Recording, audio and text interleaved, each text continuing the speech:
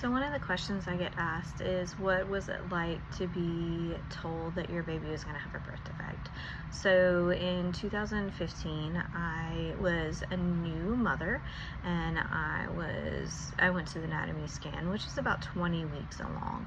So super excited, ready to see baby, and there were some hesitations in the ultrasound room, but I didn't know any different at the time, and didn't really know what was going on. It's totally fine.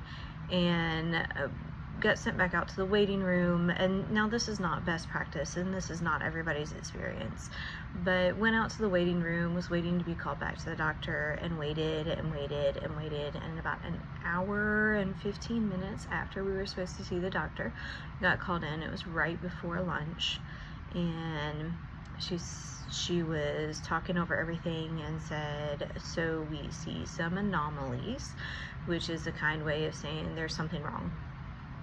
And she started talking through the things that were wrong. So there were more things than I can remember now, but there were about 8 red flags. So a couple of them were some limb differences.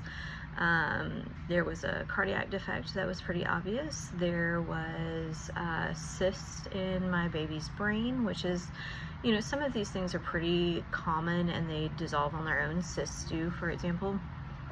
I had a 2-vessel cord instead of a 3-vessel cord. Like, all of these things you wouldn't know if you didn't have an anatomy scan. And even if you did have an anatomy scan, unless somebody's explaining them to you, you probably wouldn't know that something was wrong. So all of these things, a 2-vessel cord cannot resolve on its own. It can't suddenly turn into a 3-vessel cord. Limb differences don't just magically dissolve or reappear differently. That's just not reality. Now, I believe in God, and I believe that God can do some amazing things, and I'll talk about that, and I'll talk about my experience. But again, my experience is mine personally, and it's not anybody else's. So cyst in the brain, that ultimately dissolved for my son. Again, that's not super uncommon in babies that are normal anyway, but cardiac defect was really extensive, and I'll talk about that too. But ultimately, my son was diagnosed with VACTRL association. That was after we did amniocentesis and got a clear panel genetics test. At the time, I don't know if this is still the case, but it came back in 2 pieces. So for anybody who's going through this experience, first, I'm sorry, it's a lot to carry.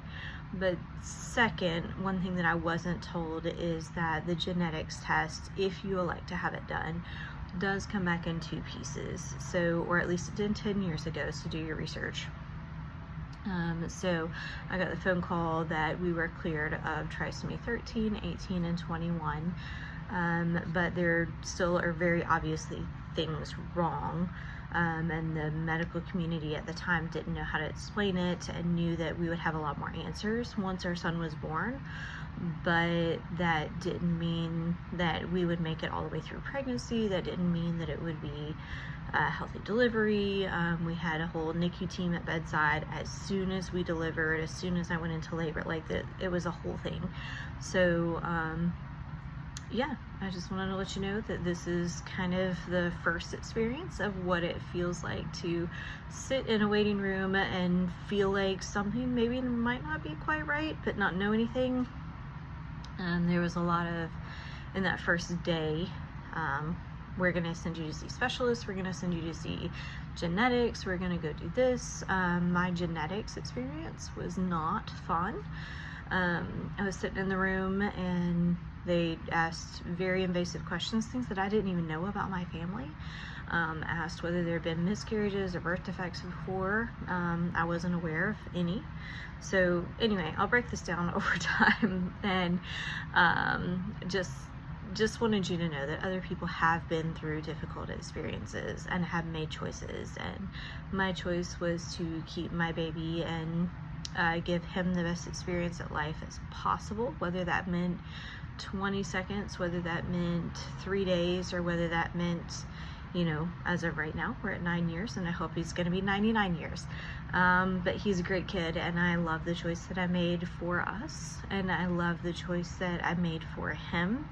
And there are days and moments that I go, oh my goodness, this is hard.